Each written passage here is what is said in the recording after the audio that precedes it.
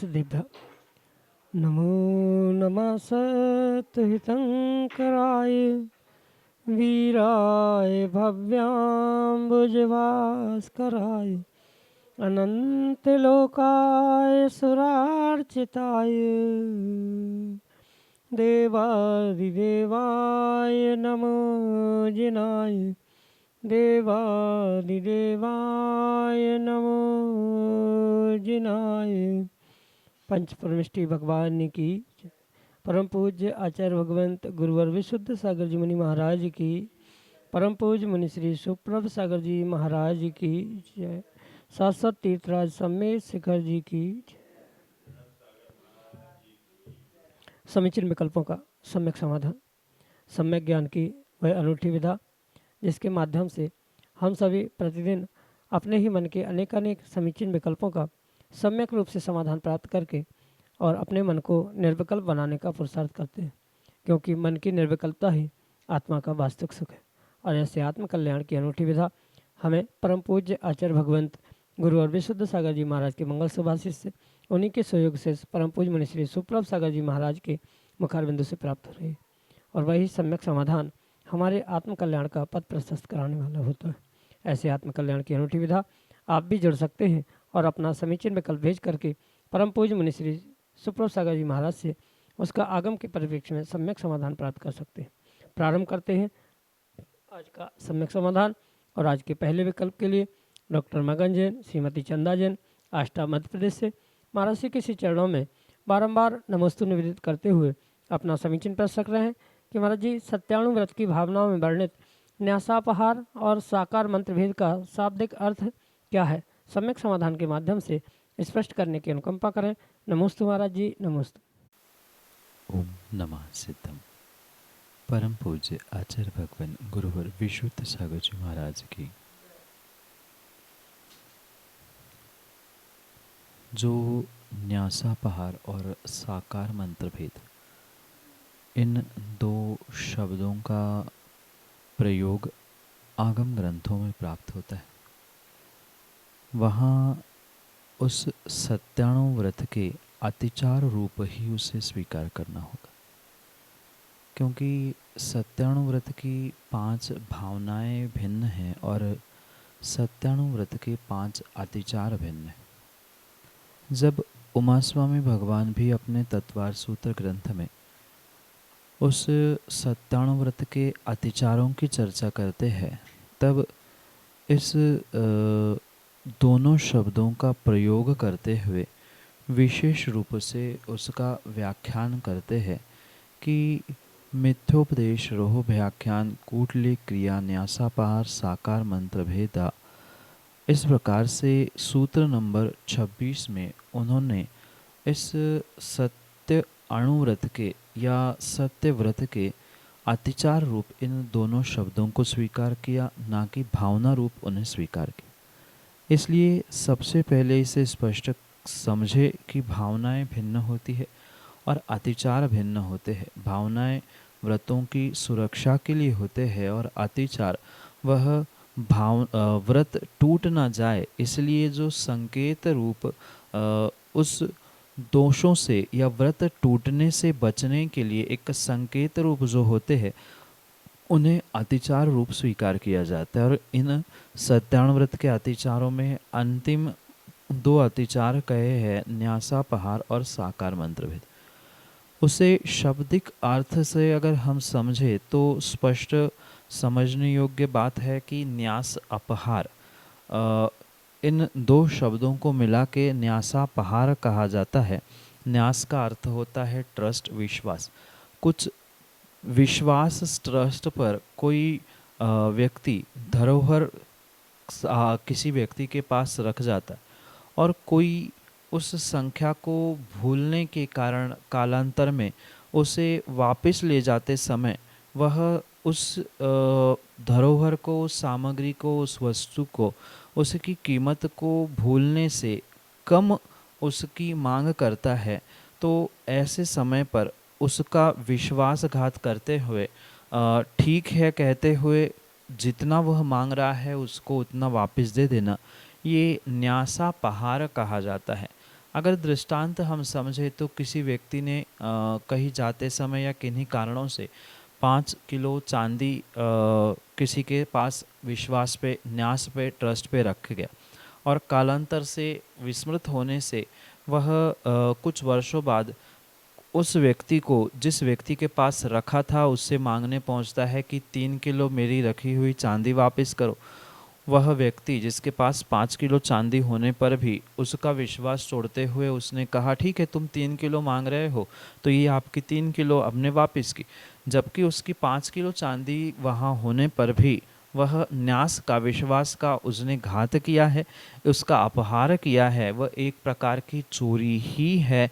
उस चोरी से बचने के लिए ही, इस अत्याचार से दूर होने के लिए, उस सत्य से दूर व्यक्ति होता है, इसलिए इस सत्यानुव्रत के अतिचार रूप उसे स्वीकार किया गया है। क्योंकि एक प्रकार से झूठ ही बोलना हुआ, जबकि सामने वाले व्यक्ति ने आपके विश्वास पर काम किया है, पर न्यास का, उसके विश्वास का, ट्रस्ट का घात करते हुए उसके लिए वह सत्य से विपरीत कार्य करना, इसलिए ये सत्यानुव्रत के अतिचार में स्वीकार किया। और दूसरा जो साकार मंत्र भेद है, वहाँ भी शाब्दिक अर्थों से यही समझना कि साकार मंत्र और भेद, इन 3 शब्दों से यहाँ विशेषताएं प्रकट होगी कि किसी व्यक्ति विशेष के कुछ व्यवहार को लेकर, चाहे अर्थवश हो, कुछ प्रयोजनवश हो, कुछ प्रकरणवश हो, या शरीर के कुछ अभिप्रायों को, भ्रूक्षेप, आँखों के, भौं के, हाथों के आदि आदि के कारण से सामने वाले व्यक्ति को, अभिप्राय को आपने समझा और उस अभिप्राय को अगर सर्वसम्मुख रूप, सामूहिक रूप से प्रकट कर दिया है, तो ऐसे उस साकार मंत्र को, यानी आकारों से जो आपने सामने वाले व्यक्ति के अभिप्राय को, मंत्र को जाना है, उसका भेद खोल देना, ये साकार मंत्र भेद कहा जाता है, जो कि सत्यानुव्रत के 5वें अतिचार के रूप में स्वीकार किया जाता है। शाब्दिक अर्थों से इन दोनों के अतिचार, दोनों अतिचारों को समझने की आवश्यकता है। न्यास का उपहार करना, विश्वासघात करना, ये एक प्रकार के न्यासापहार को सत्यानुव्रत का अतिचार कहा। और साकार मंत्र यानी किसी की आकृति, किसी के अभिप्राय या किसी के हाव भावों को समझते हुए उसका भेद खोल देना, रहस्य खोल देना, यह साकार मंत्र भेद रूप अत्याचार कहा। यही आपके लिए सम्यक समाधान।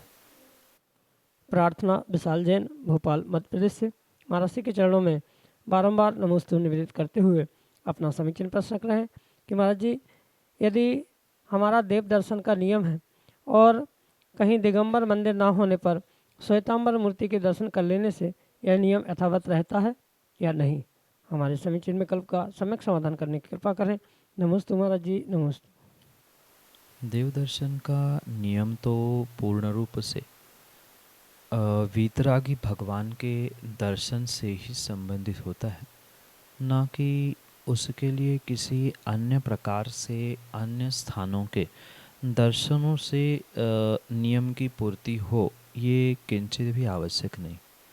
क्योंकि देव दर्शन ये शब्द सामान्य रूप से प्रभु के दर्शन से संबंधित होने पर भी देव दर्शन का नियम किसी भी देव को, किसी भी प्रभु को, किसी भी ईश्वर को या देव नाम के किसी व्यक्ति के दर्शन करने से, देखने से अभिप्रेत नहीं है। अपितु वहाँ जो वीतरागी, हितोपदेशी, सर्वज्ञ, अरिहंत प्रभु, जिसे हम देवादिदेव कहते हैं, ऐसे उन अरिहंत देव, तीर्थंकर, सिद्ध या अधिक से अधिक पंच परमेष्ठी रूप ही उनको स्वीकार किया जा सकता है। जबकि देव दर्शन का तो नियम पूर्ण रूप से मंदिर में विराजमान अरिहंत प्रतिमा या सिद्ध प्रतिमा से ही संबंधित होता है। और अरिहंत सिद्ध तो जो सर्वज्ञ, हितोपदेशी और वीतरागी होते हैं, उनसे ही ये देव, देवाधीश देव आदि शब्द प्राप्त होते हैं। इसलिए किसी भी प्रकार से अन्य वीतरागता से रहित जहाँ हमें प्रतिमाएं, मंदिर या अन्यत्र कहीं हमें कुछ देव का स्वरूप प्राप्त हो रहा है, तो उनके दर्शन से, उनको देखने से किसी भी प्रकार से देव दर्शन का नियम पूर्णता को प्राप्त नहीं हो सकता। देव दर्शन के नियम के लिए, पूर्णता आपको वीतरागी प्रभु, अरिहंत प्रभु, तीर्थंकर भगवान आदि की ही प्रतिमा की मंदिर आदि पहुंचकर या किसी चैत्यालय आदि पर ही पहुंचकर उसका नियम पूर्ण होना संभव है।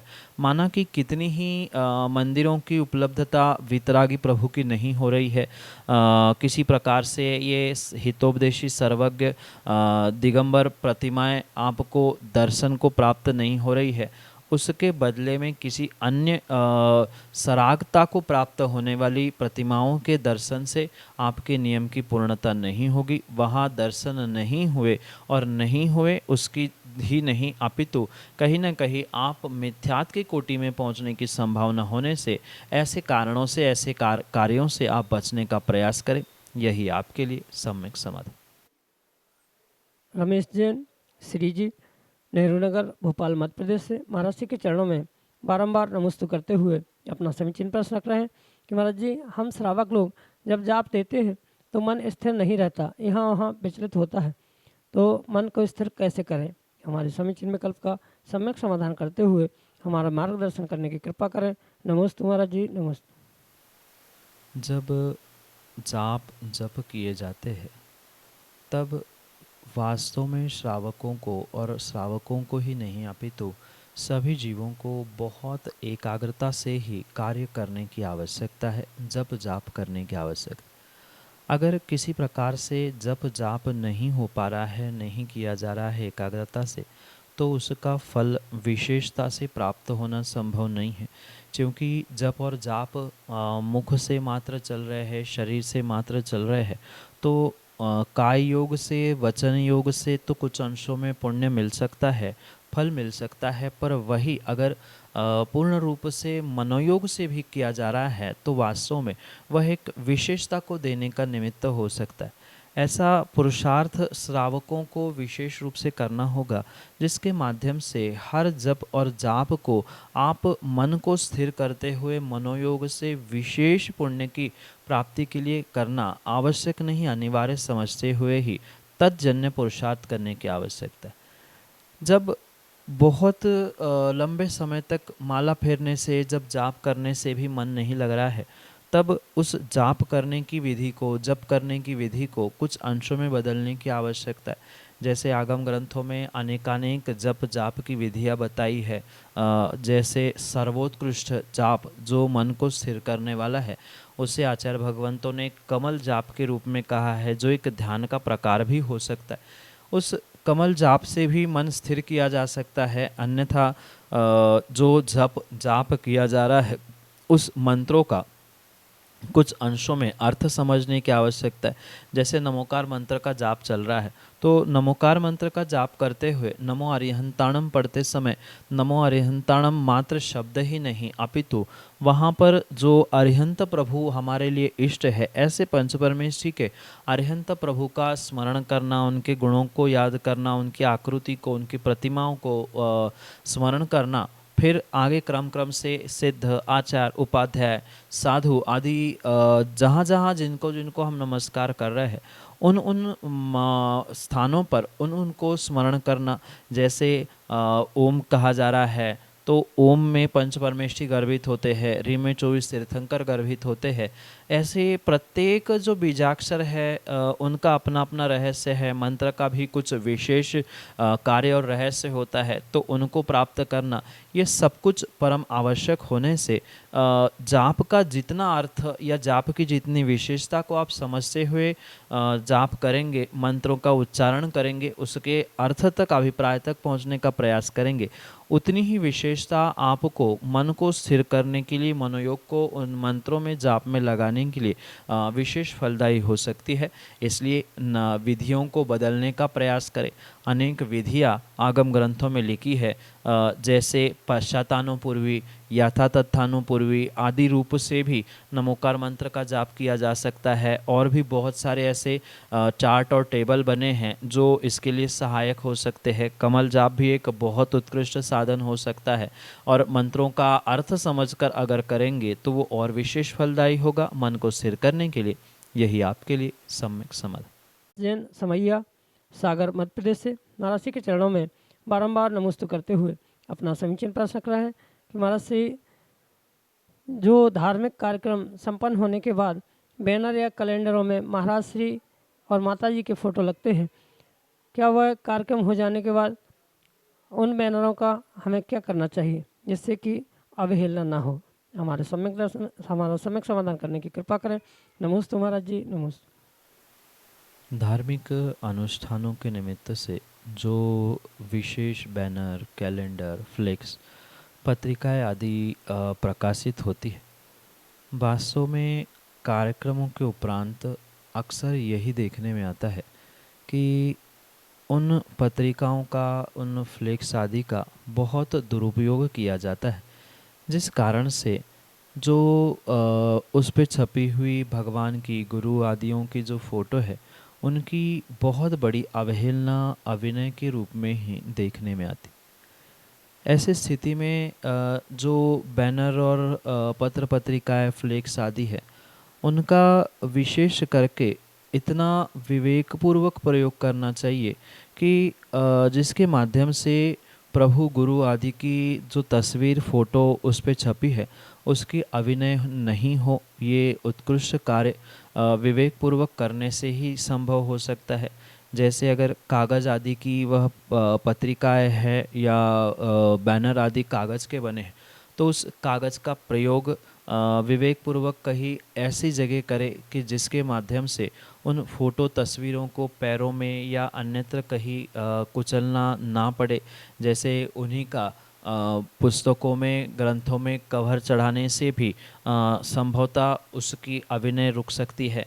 या उत्कृष्ट बात तो यही है कि उस फ्लेक्स को, पत्रिका को निकाल कर एक विशिष्ट स्थान पर जो एक उच्च स्थान है सामान्य रूप से, वहाँ रख दिया जाए। अपने आप उसमें परिवर्तन होते हुए, बदलाव होने के कारण से वह नष्ट होने की संभावना है। पर उसको अगर किसी प्रकार से बुद्धिपूर्वक जलाते हुए आप नष्ट करने का प्रयास करोगे, तो भी कहीं ना कहीं फ़ोटो, तस्वीर, नाम, अक्षर, उनका अभिनय करने का पाप आपको अवश्य लगेगा। इसलिए विवेक रखें कि ये फ़ोटो, बैनर, कैलेंडर जो जीर्ण शीर्ण हो जाते हैं, जिनका तात्कालिक प्रयोजन सिद्ध होने के बाद जो वेस्ट के रूप में प्रयोग में रखे जाते हैं, उनका एक निर्धारित स्थान पर मात्र उसको रख दिया जाए। अन्यथा यहाँ वहाँ पैरों में पड़ने से वह अभिनय के ही योग्य और पाप रूप ही फलीभूत होने वाला हो सकता है। यही आपके लिए सम्यक समाधान। श्रीमती संगीता जैन, विदिशा, मध्य प्रदेश से महाराज श्री के चरणों में बारंबार नमस्ते करते हुए अपना समीचीन प्रश्न रख रहे हैं कि महाराज श्री, क्या व्यंतर ज्योतिष देवों का भी जन्म भी उत्पाद सैया पर ही होता है? हमारे समीचीन विकल्प का सम्यक समाधान करने की कृपा करें। नमोस्तु महाराज जी, नमोस्तु। जो चार निकाय के देव कहे, उन चारों निकाय के देवों के जन्म की विशेषता को हमें आगम के परिप्रेक्ष्य में बहुत विवेकपूर्वक समझनी होगी। जैसे जो ज्योतिष जाति के, व्यंतर जाति के, वैमानिक और भवनवासी आदि जो देव है, भले ही उनके स्थान भिन्न भिन्न कहे जाते हैं। जो सूर्य, चंद्रमा आदि विमानों को प्राप्त होने वाले ज्योतिष देव है, व्यंतर देवों की भी विशेषता, भवनवासी देवों की विशेषता कही। ऊपर जो मेरु के ऊपर जो 16 स्वर्ग, उसके ऊपर कल्पातीत आदि की व्यवस्था से जो देव रहते हैं, वे वैमानिक देव चाहे किसी भी प्रकार के, किसी भी निकाय के देव क्यों ना हो, पर उनके जन्म को उपपाद रूप ही समझने की आवश्यकता है। क्योंकि सामान्य सिद्धांत आगम्य आचार्यों ने यही कहा है कि जो भी देवगति के जीव है वह उपपाद जन्म से ही जन्म लेते हैं, अन्य किसी प्रकार से उनका जन्म होता ही नहीं है। देव यानी उपपाद जन्म यानी देवा नारकी, इन दोनों प्रकार के परस्पर सिद्धांत को समझने की आवश्यकता है। जहाँ भी उपपाद जन्म का व्याख्यान आएगा, वहाँ दो प्रकार का उपपाद स्वीकार करना होगा। एक उपपाद शैया से जन्मने वाले देवगति के जीव, और दूसरे उपपाद बिलो से जन्म लेने वाले नारकी। तो यहाँ विषय व्यंतर और ज्योतिषी देवों का है, तो चाहे वह व्यंतर हो ज्योतिषी हो, उनका रहने का स्थान कोई भी क्यों ना हो, क्योंकि व्यंतरों के निमित्त से कहा जाता है कि क्रीड़ा करना, यहाँ वहाँ निवास करना, ये व्यंतर जाति देवों की विशेषताएं होती है। तो वे क्रीड़ा कहीं भी करे, पर उनका जो निर्धारित जन्म का स्थान कहा है वह उपपाद शय्या रूप ही होता है। जैसे ज्योतिषी देवों के जो विमान निर्धारित किए हैं सूर्य चंद्रमा आदि के रूप में, तो ये सूर्य चंद्रमा रूपी जो विमान भी है, उनका जो स्थान है, निवास है, वहाँ उपपाद शैया होती है। और उपपाद शैया पर ही एक किशोर के भांति उन सभी प्रकार के देवों का जन्म होता है। वैमानिक देवों के निमित्त से तो आपने आगम में पढ़ाई है कि वहाँ प्रत्येक उनके विमानों में जो निर्धारित स्थान कहा जाता है, वहाँ दो दो उपपाद शैयाएँ होती है। वहाँ पर किशोर भांति वह जीव उत्पन्न होता है, उठकर खड़ा हो जाता है। वह ज्योतिषी देवों के भी निमित्त से और व्यंतर देवों के भी निमित्त से समझना होगा कि उनका जो निर्धारित स्थान है, उस निर्धारित स्थान पर उनका जन्म उपपाद शैया के रूप में ही होता है, अन्य किसी प्रकार से नहीं। यही आपके लिए सम्यक समाधान। मैं प्रतिष्ठाचार्य पंडित अखिलेश शास्त्री रामगढ़ा पूज्य श्री के चरणों में त्रिवार नमस्तु पूर्वक अपनी जिज्ञासा समीचीन विकल्प के रूप में आपके समक्ष रख रहा हूँ। हे गुरुदेव, उसका समाधान करें। हमारा विकल्प है कि हे गुरुदेव, साधु संघ वर्तमान में सम्मित शिखर की ओर विचरण कर रहे हैं वंदनार्थ। उनकी वंदना में जो श्रावक वृंद सहयोगी बनते हैं, चाहे वो तन से बने, मन से बने, धन से बने, किसी भी रूप में यदि वो सहयोगी बनते हैं, तो क्या उनको भी इतना पुण्य फल होगा कि भविष्य में वो मुक्त वधु को प्राप्त कर सकेंगे? क्या उन्हें भी मोक्ष सुख प्राप्त होगा? कृपया हमारी जिज्ञासा का समाधान करें। नमोस्तु स्वामी, नमोस्तु। जैसे कि मैंने पहले भी कहा था, आगम प्रमाणों से ये समझना होगा कि सम्मेद शिखर की उस पावन भूमि की वंदना करने के लिए जो कृत कारित अनुमोदना से पुरुषार्थ करता है, करने वालों के लिए कृतकारित अनुमोदना से सहयोग करता है, चाहे धन से हो, तन से हो, मन से हो, जिस प्रकार से भी व्यक्ति सहयोग करता है, अगर उसके भावों की विशुद्धि है और उस सहयोग को वास्तव में एक छोटा सा सहयोग ही सही, पर मैं भी सहयोगी बना हूँ, मैं भी यात्रा के लिए सहयोग कर रहा हूँ, इस विशुद्ध भावना के साथ अगर विशेषता को वह प्राप्त होता है, तो विश्वास मानना वो भी आने वाले समय में महान विभूतियों को इस लोक में और परलोक में भी पूर्ण रूप से मुक्ति आदि को, मोक्ष आदि को भी प्राप्त करने की संभावना हो सकती है। संभावना इसलिए कही जा रही है कि व्यक्ति किस कारण से, किस प्रकार से, किस अभिप्राय को लेकर सहयोग कर रहा है। बहुत सारे लोग तो दिखावे के लिए भी यात्रा कराने के लिए या सहयोग करने का प्रयास करते हैं कि लोग मेरी प्रशंसा कर दे कि इतना सहयोग मिला, इतना किया। तो ये सब कुछ विवेकपूर्वक समझने की आवश्यकता है कि व्यक्ति सहयोग किस भावों से, किन अभिप्रायों से कर रहा है। जितना विशुद्ध उसके परिणाम होंगे, जितनी उसकी विशुद्ध सहयोग की भावना होगी, उतना ही विशेष फल उसे प्राप्त होगा। मायने ये नहीं रखा जाता कि कितना सहयोग किया जा रहा है, मायने ये रखा जाता है सहयोग कितने अच्छे भावों से किया जा रहा है। जितना विशेष भावों का सहयोग होगा, उतना ही विशेषता को वह जीव प्राप्त होगा। और उतनी भावों की विशुद्धि के साथ अगर सहयोग किया है, तो वास्तव में वह स्वर्ग मोक्ष जैसे विभूतियों को भी प्राप्त कर सकता है। यही आपके लिए सम्यक समाधान।